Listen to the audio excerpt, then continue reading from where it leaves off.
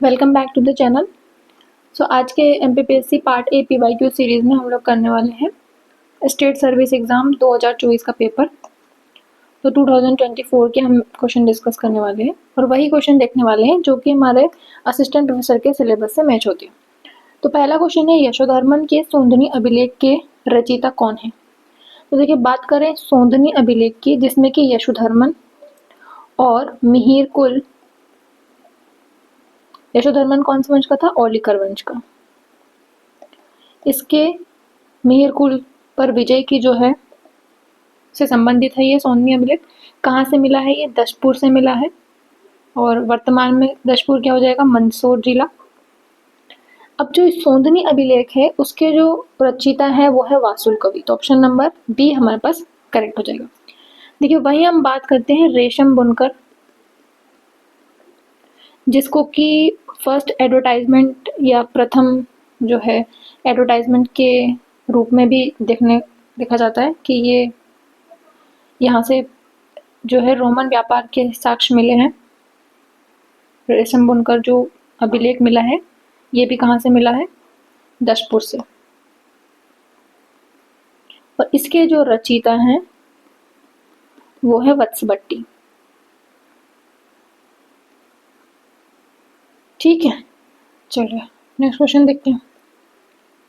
अगला क्वेश्चन है मंदिरों से संबंधित। मोहनखेड़ा जैन तीर्थ निम्न में से किस स्थान पर है? तो अगर हम बात करें मोहनखेड़ा की, तो ये जैन तीर्थ स्थल है और ये कहाँ पे? धार जिले में।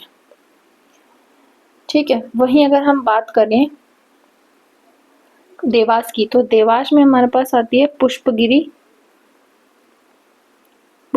ये भी हमारे पास एक जैन तीर्थ स्थल है। वहीं बुरहानपुर में बात करें तो हमारे पास बुरहानपुर नहीं, वो है बड़वानी में, सॉरी। बड़वानी की अगर हम बात करें तो बड़वानी में हमारे पास है चूलगिरी पर्वत श्रृंखला जो है, उस पर हमारे पास है 52 गजा मंदिर, 52 गजा तीर्थ स्थल, जहाँ पे कि आदिनाथ जो है उनकी 84 फीट ऊंची प्रतिमा देखने को मिलती है। इसके अलावा अगर हम बात करें कुंडलपुर जो है ये प्रमुख स्थल है, जैन तीर्थ स्थल है, दमोह जिले में आ जाता है ये। एक हमारे पास आता है द्रोणगिरी। गिरी शब्द जो है वो हमारे पास जैनों से संबंधित है। वहीं हम बात करें स्तूप जो है, स्तूप अगर आ जाता है तो वो हमारे पास संबंधित है बौद्ध धर्म से।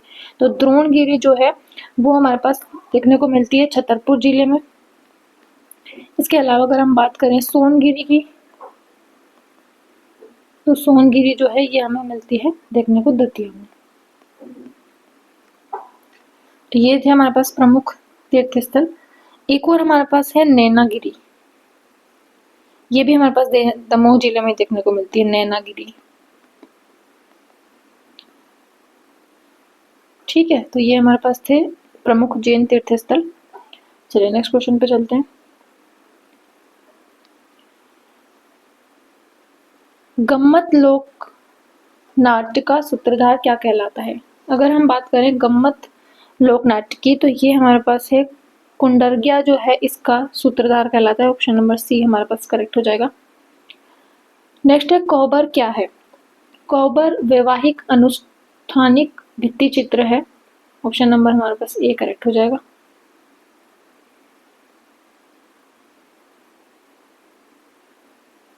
नेक्स्ट क्वेश्चन है, कुमारगुप्त और बंधु वर्मन के दशपुर अभिलेख के संबंध में कौन सा कथन गलत है? अभी वही जो एक तो दशपुर से मिला है सौंदर्य अभिलेख, यशोवर्मन से संबंधित है, और ये है हमारे पास गुप्त काल से संबंधित। तो ये बात कर रहे हैं रेशम बुनकर वाले से। तो ये इस अभिलेख में रेशम बुनकरों की श्रेणी द्वारा सूर्य मंदिर के निर्माण का उल्लेख मिलता है, ये भी एकदम सही है। भारत में विज्ञापन परंपरा का प्राचीनतम उदाहरण है या प्रथम उदाहरण भी कह सकते हैं, ये भी ऑप्शन सही है। इस अभिलेख में दसपुर को पश्चिमपुर कहा गया है, ये भी एकदम सही है। ये बात हो रही है मंदसौर की। और इस अभिलेख की रचना भवभूति ने की, ये हमारे पास गलत ऑप्शन हो जाएगा, क्योंकि भवभूति तो वही नागवंश से संबंधित है। तो ये हमारे पास नहीं पूछा है, गलत पूछा है, तो ये करेक्ट आंसर हो जाएगा क्योंकि ये गलत है। इसकी जो रचना है वो भवभूति ने नहीं की है, किसने की है? वत्सभट्टी ने। भवभूति का नाम आया है तो भवभूति की बात कर लेते हैं। तो इन्होंने लिखी है मालती माधव। और ये किस वंश से संबंधित है? नाग वंश से संबंधित है। तो विदिशा में वृषनाग ने स्थापना की थी नागवंश की, और जो है इसको ग्वालियर लेके गया था भीमनाग, और जो ग्वालियर आए और यहाँ पे इन्होंने शासन किया वो नागवंश क्या कहलाए? भारशिव कहलाए।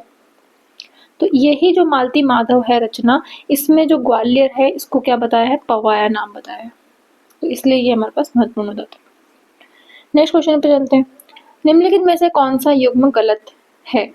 तो हमसे पूछा है कि कौन सा युग्म जो है वो गलत है। देखिए, अगर हम बात करें बोरी की, तो बोरी जो अभ्यारण्य है वो है नर्मदापुरम में। नर्मदापुरम 2022 से जो है होशंगाबाद का नाम नर्मदापुरम रखा है। और अगर जिले की बात करें तो 2008 से जिले का नाम बदल के नर्मदापुरम जिला कर दिया है। तो बोरी जो है वो हमारे पास सही है होशंगाबाद में। गंगऊ जो है वो हमारे पास पन्ना में है, ये भी सही है। करेरा जो है अब हमारे पास अभ्यारण्य नहीं है, हालांकि ये शिवपुरी में ही है, पर अब ये अभ्यारण्य की श्रेणी में नहीं आएगा। ठीक है, इसको हटा दिया गया है। तो ये हमारे पास सही तो है, करेरा शिवपुरी में आता है। घाटी गांव जो है वो इंदौर में नहीं आता है, ये हमारे पास गलत ऑप्शन हो जाएगा। बात करें घाटी की तो ये कहाँ आता है? मंदसौर जिले में आता है घाटी गांव अभ्यारण्य। और गांधी सागर अभ्यारण्य भी कहाँ आता है? मंदसौर जिले में आता है। चलिए नेक्स्ट क्वेश्चन की ओर चलते हैं। किस ताम्रपाषाण युगीन स्थल को वरामिहिर का जन्म कहा गया है? ठीक है, तो वरामिहिर की बात करें तो ये हमारे पास क्या है? विक्रमादित्य के 9 रत्न में से एक है। इनकी जो रचना है वो कौन सी है? बृहद संहिता वरामिहिर की रचना है। वही बात करें तो ये जो है कायथा में इनके जन्म स्थली है, जिसकी की खोज किसने करी है? खोज की बात कर लेते हैं। इसकी खोज करी है वी.एस. वाकणकर ने, विष्णु श्रीधर वाकणकर, जिन्होंने 1957-58 में जो है भीमबेटका की खोज भी की है। उसके बाद बात करें तो इन्होंने चंबल घाटी सर्वेक्षण भी किया है। और इन्हीं के सम्मान में जो है रातापानी जो अभ्यारण्य है उसका नाम बदल के क्या रख दिया? इनके सम्मान में वी.एस. वाकणकर अभ्यारण्य या वाइल्ड लाइफ सेंचुरी रख दिया गया। तो ये थे हमारे पास कायता के बारे में जानकारी। नौदा टोली ये भी हमारे पास एक क्या है? ताम्रपाषाण कालीन नगरी है, जिसकी खोज किसने करी है? एच.डी. सांकलिया ने। ये वही एच.डी. सांकलिया जी है जिन्होंने नर्मदा घाटी की खोज की है। और चूंकि महेश्वर में आता है, खरगोन जिले में आता है हमारे पास नौदा टोली, और खरगोन नर्मदा घाटी क्षेत्र में आता है, तो ये भी किसने खोजा है? एच.डी. सांकलिया जी ने खोजा है। ठीक है, इसके अलावा हम बात करें और ताम्रपाषाण कालीन नगरियों की, तो आवरा देखने को मिलता है मंदसौर में, यहाँ से रोमन व्यापार के साक्ष्य मिले हैं। और एक हमारे पास मिलता है डोंगवाला, डोंगवाना या डोंगवाला, ये भी हमारे पास कहाँ देखने को मिलता है? उज्जैन में। वो कायथा जो है ये तो है ही उज्जैन में। तो ये थे हमारे पास प्रमुख ताम्रपाषाण कालीन नगरियां। ठीक है, नेक्स्ट क्वेश्चन पे चलते हैं। नर्मदा नदी का साहित्यिक संदर्भ सर्वप्रथम कहाँ देखने को मिलता है? तो शतपथ ब्राह्मण जो है, यहाँ पे नर्मदा नदी जो है इनका रेवा नाम से वर्णन मिलता है। तो ऑप्शन नंबर ए हमारे पास करेक्ट हो जाएगा। अगले क्वेश्चन पे चलते हैं।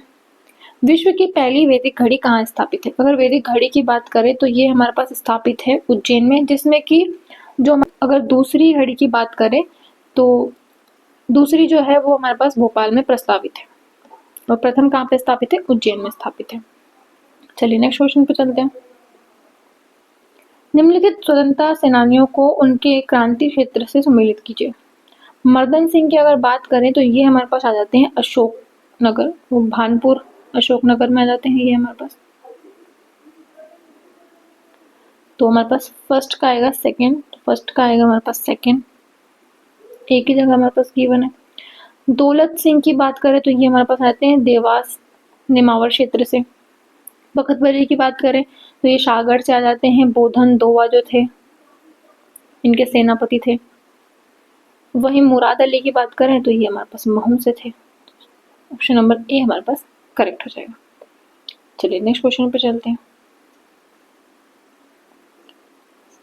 लम्हेटा गांव किस जिले में स्थित है जहां जियो पार्क स्थापित है?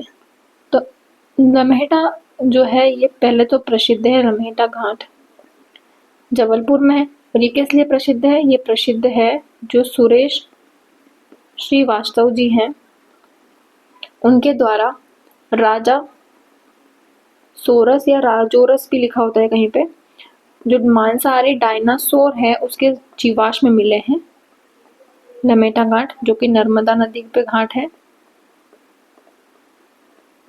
तो इसलिए ये हमारे पास विशेष हो जाता है लमेटा घाट। और यहाँ पे जियो पार्क भी स्थापित है। चलिए नेक्स्ट क्वेश्चन देखते हैं। मध्य प्रदेश में पेरो केना खिलाड़ी कौन है जिन्हें 2023 में अर्जुन पुरस्कार से सम्मानित किया गया? तो प्राची यादव जो है उनको 2023 में पैरा केनो खिलाड़ी थे, उनको अर्जुन पुरस्कार प्राप्त हुआ है। तो ऑप्शन नंबर सी हमारे पास करेक्ट हो जाएगा। रानी दुर्गावती शयन योजना के बारे में निम्नलिखित में से कौन से कथन सही है? तो ये मध्य प्रदेश में मिलेट या मोटा अनाज को प्रोत्साहित करता है, एकदम सही है। ये पूरे मध्य प्रदेश में लागू है, ये भी सही है। और ये योजना 2023-24 से 2025-26 तक ही अवधि है, तो ये भी एकदम सही है। तो 1, 2, 3 तीनों ही सही हो जाएंगे। ये योजना जो है प्रोत्साहन योजना इसलिए कहा गया है कि जो मोटा अनाज उगाने वाले किसान हैं उनको प्रति क्विंटल जो है 1000 रुपये बोनस दिए जाएंगे मोटा अनाज उगाने पर। तो इसीलिए ये योजना जो है लागू की गई थी। नेक्स्ट क्वेश्चन है, निम्नलिखित में से कौन पारंपरिक माच गायन शैली से संबंधित है? तो माच जो है हमारे पास क्या होता है, लोक राजकीय नाट्य है माच हमारे पास। और गायन शैली से संबंधित कौन हो जाएंगे? Om Prakash Sharma. Option number D हमारे पास करेक्ट हो जाएगा।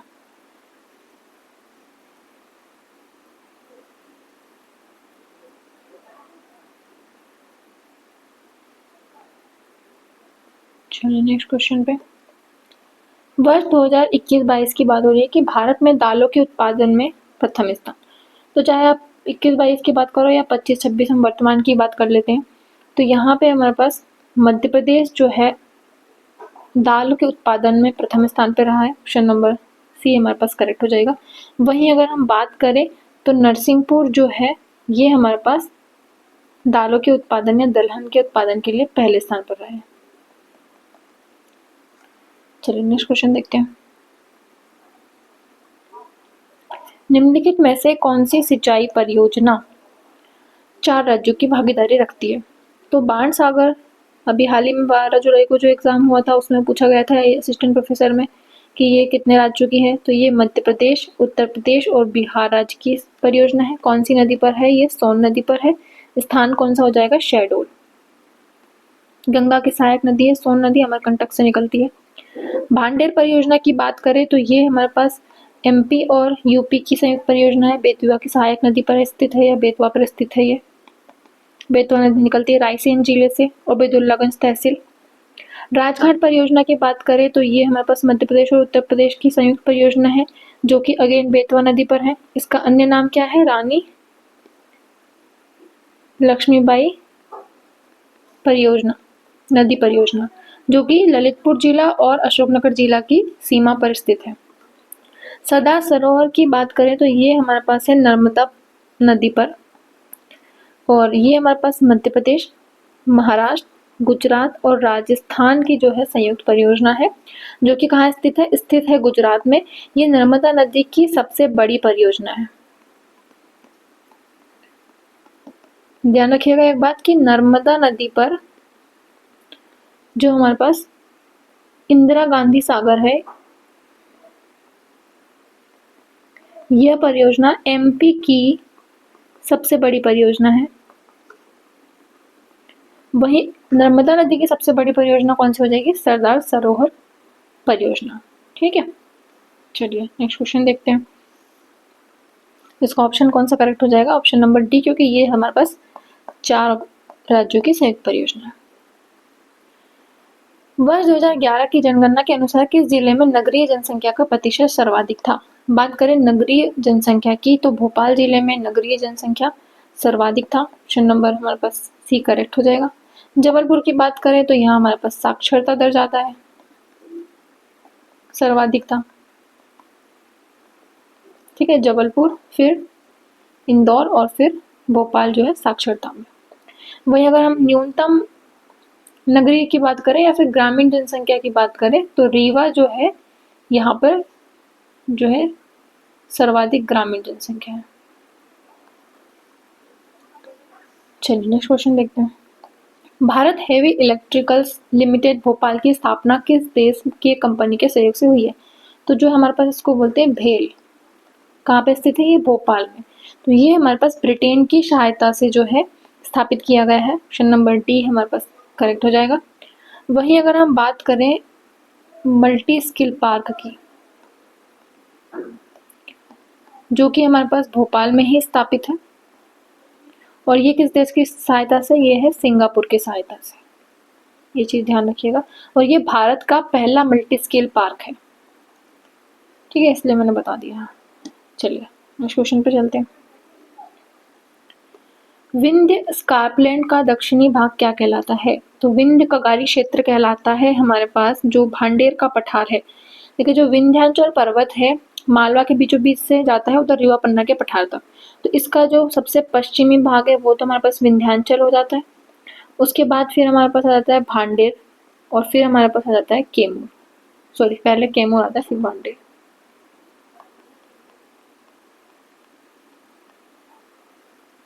कि हमारे पास आ जाएगा कैमूर, फिर हमारे पास पूर्वी भाग आ जाता है भांडेर।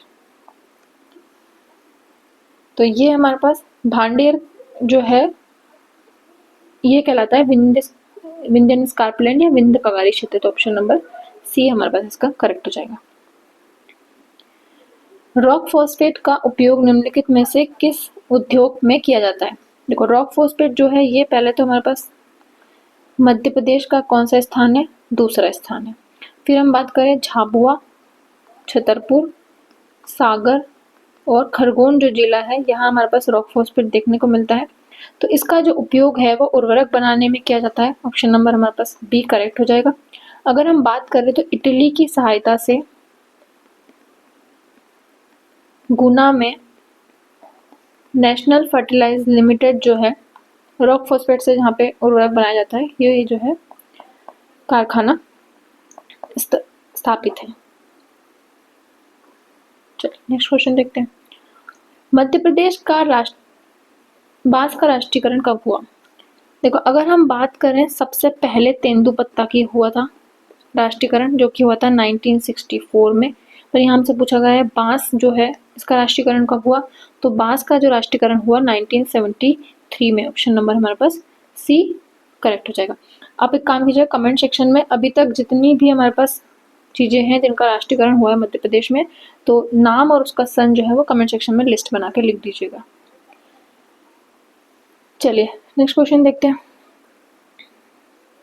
मध्य प्रदेश के किस जिले में सोयाबीन का उत्पादन प्रारंभ हुआ था? देखिए बात हो रही है कि सर्वप्रथम कहाँ से उत्पादन शुरू हुआ था। तो हालांकि उज्जैन जो है यहाँ पे हमारे पास सर्वाधिक देखने को मिलता है सोयाबीन, और अब हमारे पास मध्य प्रदेश का प्रथम स्थान ना होके सोयाबीन में कौन सा स्थान हो गया है? दूसरा स्थान हो गया है। महाराष्ट्र का पहला स्थान हो गया है।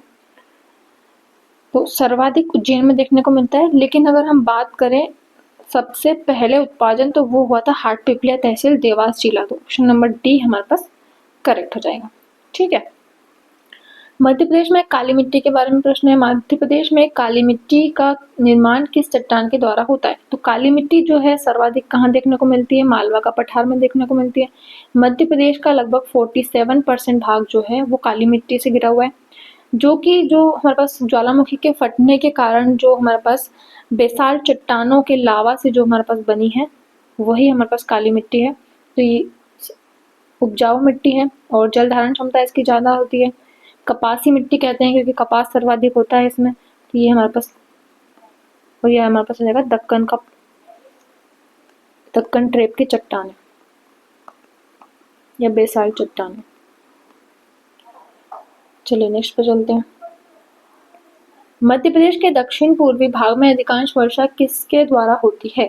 देखिए मध्य प्रदेश का जो हमारे पास दक्षिण पूर्वी भाग है तो यहाँ पर हमारे पास होती है बंगाल की खाड़ी से वर्षा, और ये वाला जो हमारे पास सर्वाधिक हिस्सा है वो हमारे पास हो जाता है अरब सागर। तो दोनों ही शाखाओं से मध्य प्रदेश में जो है वर्षा होती है।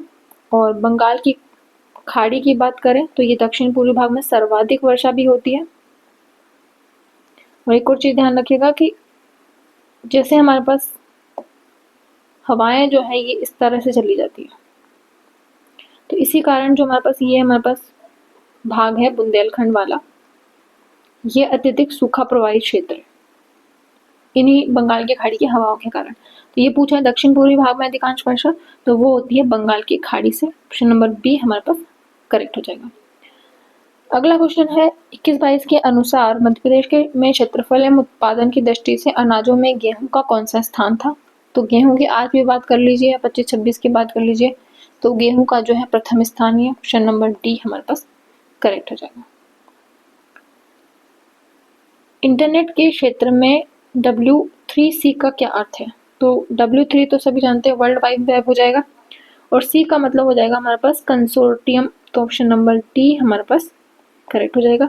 अगर हम WWW की बात करें तो 1989 में जो है टीम बर्नर्ली द्वारा इसको शुरू किया गया था। ठीक है, नेक्स्ट क्वेश्चन है ई गवर्नेंस के 4 स्तंभ कौन से हैं। तो लोक, प्रक्रिया, प्रौद्योगिकी और संसाधन, ये 4 जो है वो ई गवर्नेंस के 4 प्रमुख स्तंभ है। ऑप्शन नंबर ए हमारे पास करेक्ट हो जाएगा। नेक्स्ट क्वेश्चन है MPEG का अर्थ क्या है। तो MPEG जो है वो है मूविंग पिक्चर एक्सपर्ट ग्रुप। तो ऑप्शन नंबर बी जो है यहाँ पे करेक्ट हो जाएगा। अगेन ICT का क्वेश्चन है आर्टिफिशियल इंटेलिजेंस की शाखा। तो मशीन लर्निंग जो है वो हमारे पास आर्टिफिशियल इंटेलिजेंस की एक शाखा है। ऑप्शन नंबर डी हमारे पास करेक्ट हो जाएगा। वहीं अगर हम AI के जनक की बात करें तो जॉन मैकार्थी जो है उनको AI का जनक कहा जाता है। यहाँ पूछा गया ट्विटर के संस्थापक कौन है। तो ट्विटर के संस्थापक जो हैं वो जैक डॉर्की है। वहीं हम मार्क जुकरबर्ग की बात करें तो ये हमारे पास किसके हैं, फेसबुक के। और जॉन मैकार्थी मैंने बताया ये क्या है, AI के जनक। तो ट्विटर के हमारे पास हो जाएगा जैक डॉर्सी। उन पेशेवरों और व्यावसायिक लोगों के लिए एक सोशल नेटवर्किंग साइट है जो अन्य पेशेवर से जुड़ना चाहते हैं। मतलब नौकरी पेशा व्यक्तियों के लिए जो साइट है हमारे पास सोशल नेटवर्किंग, वो क्या हो जाएगी, लिंक्डइन। ऑप्शन नंबर हमारे पास डी जो है करेक्ट हो जाएगा। वहीं अगर हम बात करें सर्वाधिक प्रयोग में की जाने वाली जो हमारे पास है वेबसाइट, वो जो ऐप है वो हमारे पास है फेसबुक। यहाँ हमारे पास करेक्ट आंसर हो जाएगा लिंक्डइन। नेक्स्ट क्वेश्चन पे चलते हैं। देखिए नेक्स्ट क्वेश्चन है कुरेटली क्या है। तो ये हमारे पास एक प्रकार का सर्च इंजन है। ऑप्शन नंबर ए हमारे पास करेक्ट हो जाएगा। SDG इंडेक्स से क्वेश्चन हमारे पास है नीति आयोग की SDG इंडिया इंडेक्स 2020 के अनुसार सूचकांक स्कोर रेंज के आधार पर सतत विकास लक्ष्यों में राज्यों के प्रदर्शन की विभिन्न श्रेणियों को कैसे परिभाषित किया गया है। देखिए आकांक्षी जो है हमारे पास 0 से 49 आकांक्षी है, फिर 50 से 64 जो है प्रदर्शक है, परफॉर्मर, और अग्रणी जो है हमारे पास फ्रंट रनर अप 65 to 99, और अचीवर हमारे पास हो जाएगा 100। तो ऑप्शन नंबर बी हमारे पास मोस्ट करेक्ट हो जाएगा। तो ऑप्शन नंबर बी क्लिक कर देंगे।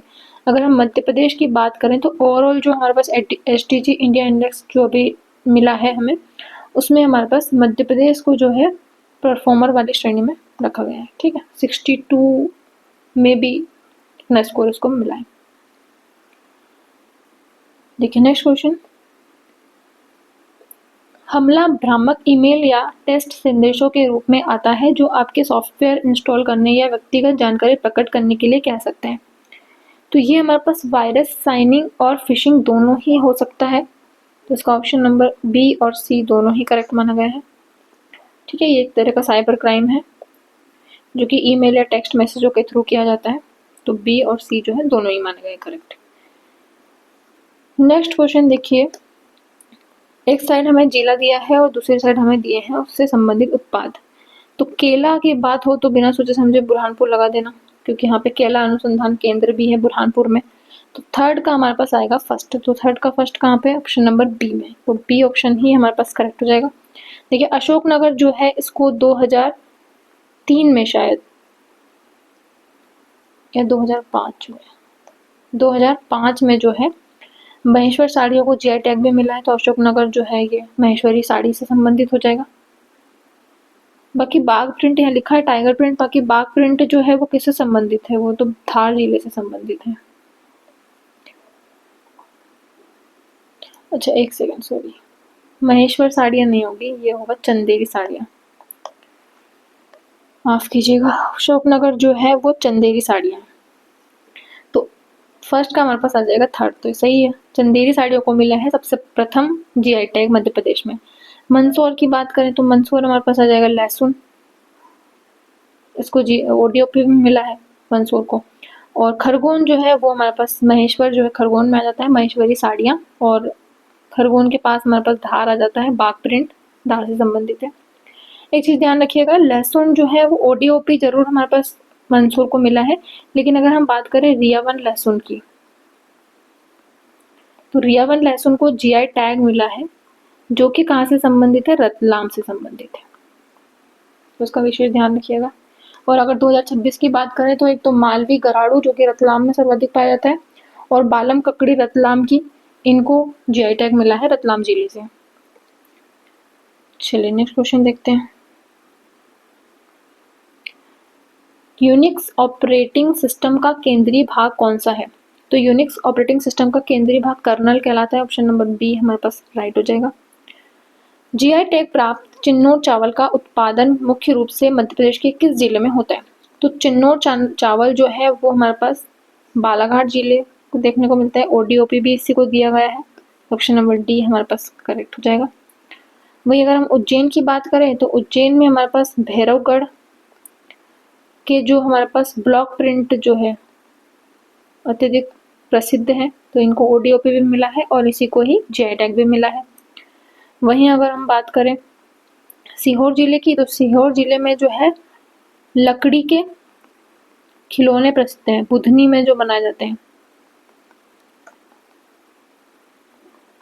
तो इसको ओडीओपी भी मिला है और साथ ही साथ जीआई टैग भी मिल चुका है। चलिए नेक्स्ट क्वेश्चन पे चलते हैं। वर्ष 2022-23 में मध्य प्रदेश और भारत की प्रति व्यक्ति आय के अग्रिम अनुमानों की स्थिर कीमतों पर तुलना कीजिए।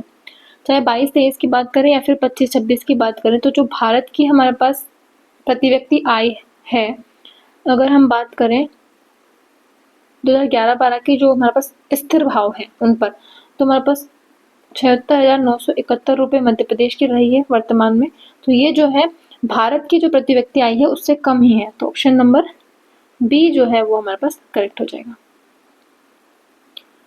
नेक्स्ट क्वेश्चन है, वर्ष 2017-18 में भारत के सभी कारखानों का कितना प्रतिशत मध्य प्रदेश में स्थित है? तो 2% भाग जो है भारत के सभी कारखानों का मध्य प्रदेश में स्थित है। अगले क्वेश्चन पे चलते हैं। मध्य प्रदेश सरकार की उन्नति एग्री जीआईएस परियोजना किसके लिए है? तो कृषि में पूर्व सूचना आधारित निर्णय लेने में सुविधा प्रदान करने हेतु उपग्रह इमेजनरी और ड्रोन डेटा जैसी प्रौद्योगिकी का उपयोग करने के लिए जो है ये मध्य प्रदेश सरकार द्वारा परियोजना शुरू की गई है, उन्नति परियोजना, ऑप्शन नंबर बी हमारे पास करेक्ट हो जाएगा। नेक्स्ट क्वेश्चन पे चलते हैं। इस पेपर में काफी क्वेश्चन है असिस्टेंट प्रोफेसर से रिलेटेड। नेक्स्ट क्वेश्चन है, जनजाति कार्य विभाग प्रकाशन प्रतिष्ठान, ये सेम क्वेश्चन 2 अगस्त एपी का जो एग्जाम है उसमें ऐसा कैसा उठ के आया है कि ये कार्य विभाग द्वारा जो वन्य प्रकाशन है उसकी स्थापना कब की गई, तो 1980 में की गई थी, जो कि रेडियो केंद्र का संचालन करता है, जैसे कि मेघनगर, झाबुआ, खानवा, खंडवा, तो ये भील जनजाति के जो है प्रमुख देखने को मिलते हैं हमारे पास रेडियो केंद्र। इसी तरह हमारे पास रेडियो केंद्र का ये संचालन करती है। नेक्स्ट क्वेश्चन है, स्वर्गीय श्री बादल भोई कौन थे? तो बादल भोई संग्रहालय है हमारे पास 1954 में, कहाँ पर स्थित है ये? छिंदवाड़ा में। सबसे पहला हमारे पास मान सकते हैं इसको, और ये हमारे पास प्रसिद्ध आदिवासी स्वतंत्रता सेनानी थे, ऑप्शन नंबर सी हमारे पास करेक्ट हो जाएगा। मध्य प्रदेश में आदिवासियों के लिए स्वरोजगार योजना किसके नाम से चल रही है? देखो हालांकि ये क्वेश्चन डिलीट कर दिया गया है, क्यों? क्योंकि हमारे पास टंट्या भील के नाम से 2 योजना चल रही है। एक तो हमारे पास स्वरोजगार योजना चल रही है जिसके अंतर्गत 5% इंटरेस्ट रेट पे 25 लाख से 50 लाख तक का जो है 2013 से चल रही है, और इसमें 2013 से चल रही है, और 25 लाख से 50 लाख तक का जो है 5% इंटरेस्ट रेट पे ऋण उपलब्ध कराया जाता है। बात करें 18 से 45 वर्ष जो है इसकी आयु सीमा है। वही जो है एक टंट्या भील आर्थिक कल्याण योजना चल रही है टंट्या भील के नाम से, जो कि 2022 से चल रही है। तो 7% इंटरेस्ट रेट पे 10,000 से लेके 1 लाख तक का जो है 7% इंटरेस्ट रेट पे ऋण उपलब्ध कराया जाता है। इसमें जो आयु सीमा है वो है 18 से 55 वर्ष। वही अगर हम बात करें बिरसा मुंडा की, तो बिरसा मुंडा स्वरोजगार योजना भी चल रही है, जो कि 2022 की है, और इसमें भी हमारे पास 18 से 45 वर्ष तक की आयु सीमा है। तो दोनों ही ऑप्शन जो है हमारे पास करेक्ट माने गए थे। दोनों के नाम से ही हमारे मध्य प्रदेश में स्वरोजगार योजनाएं चल रही है। नेक्स्ट क्वेश्चन पे आते हैं। स्वतंत्रता सेनानी रघुनाथ सिंह मंडलोई किससे संबंधित है? तो सेनानी रघुनाथ सिंह मंडलोई और इनके साथी थे सीताराम कंवर। ये हमारे पास निमाड़ के स्वतंत्रता संग्रामी हैं, जो कि भील जनजाति की एक उपजाति आती है भीलाला, उससे संबंधित है। ऑप्शन नंबर बी हमारे पास करेक्ट हो जाएगा। बाकी अगर हम बात करें कोलकू जनजाति की, तो हमारे पास देखने को मिलता है बैतूल में जो हमारे पास घोड़ा डोंगरी हुआ था, जंगल सत्याग्रह,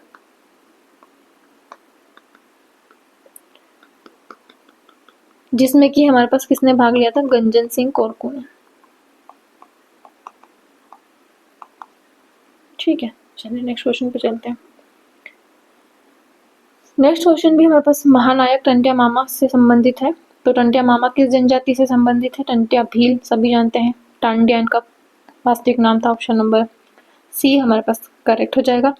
वहीं अगर हम बात करें तो ये लड़ रहे थे निमाड़ से, और इनकी समाधि जो है वो कहाँ पे है? इंदौर में पाताल पानी वाटरफॉल है, चोरल नदी पर पाताल पानी जो है इनकी समाधि स्थल है।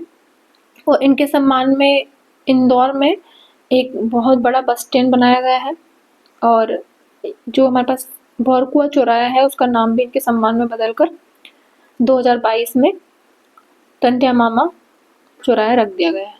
ठीक है, चलिए नेक्स्ट क्वेश्चन पे आते हैं। मांडवारा त्योहार किन जनजाति के द्वारा मनाया जाता है? तो मांडवारा जो है गोंड जनजाति का प्रमुख त्योहार है। ऑप्शन नंबर हमारे पास ए जो है वो करेक्ट हो जाएगा।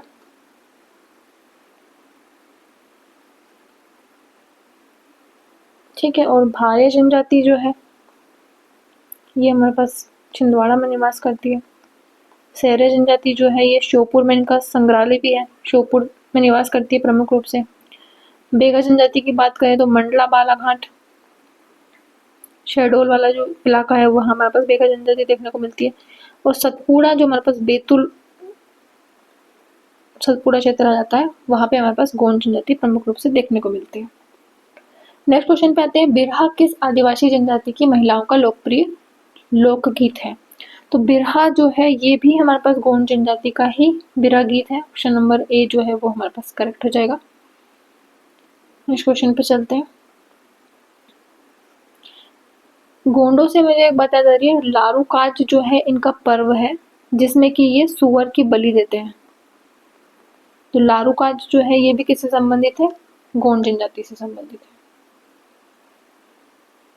नेक्स्ट क्वेश्चन पे चलते हैं। मध्य प्रदेश सरकार द्वारा आदिवासी लोक व पारंपरिक कलाओं के लिए महिलाओं के कौन सा सम्मान है? तो महिलाओं की बात करें तो अहिल्याबाई देवी सम्मान दिया जाता है महिलाओं को साहित्य के क्षेत्र में। वहीं अगर पुरुषों की बात करें तो पुरुषों को दिया जाता है तुलसी सम्मान। तो यहाँ ऑप्शन नंबर सी हमारे पास करेक्ट हो जाएगा। भीमा जनजाति के लोग मध्य प्रदेश के किन जिलों में निवास करते हैं? तो भीमा जनजाति के जो लोग हैं, ये क्वेश्चन, इस क्वेश्चन का आंसर आप कमेंट सेक्शन में बताइएगा, मैं इसका आंसर पिन कमेंट कर दूंगी। ठीक है, भी इसका डाउटफुल है आंसर। चलिए नेक्स्ट क्वेश्चन पे चलते हैं। पंचायतों को सौंपी जा सकने वाली शक्तियां, अधिकार और जिम्मेदारियों की सूची में दी गई है। देखिए अगर हम बात करें 24 अप्रैल 1993 की, तो जो पंचायती राज अधिनियम है वो है 1992 का, लेकिन भारत में जो है 24 अप्रैल 1993 को लागू किया गया, जिसके तहत 11वीं सूची में 29 कार्य जो है वो किसको सौंपे गए, पंचायतों को सौंपे गए। और मध्य प्रदेश इसको लागू करने वाला पहला राज्य बना, जिसने कि फरवरी 1994 में जो है इसको, सॉरी फरवरी नहीं, जनवरी, 24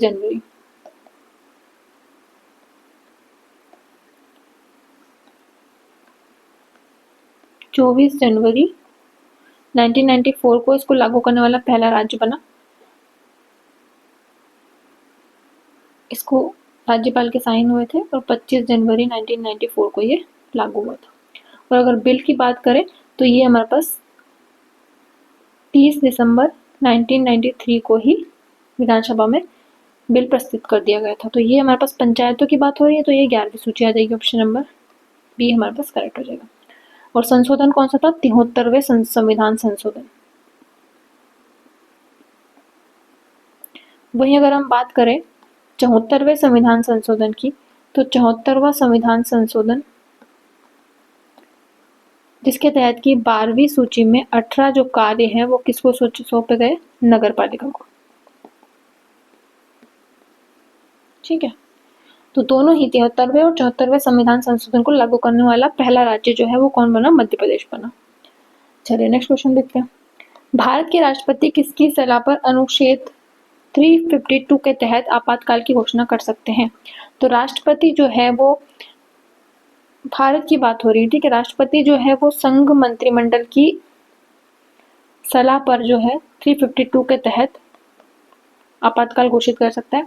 वहीं अगर हम बात करें मध्य प्रदेश राज्य की या किसी राज्य की, तो जो राज्यपाल है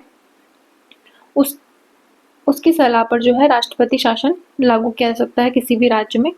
और अगर हम बात करें मध्य प्रदेश की, तो अब तक 3 बार 1977, 1982 और 1990 जो है हमारे पास है, 3 बार राष्ट्रपति शासन मध्य प्रदेश में लग चुका है। नेक्स्ट क्वेश्चन पे आते हैं।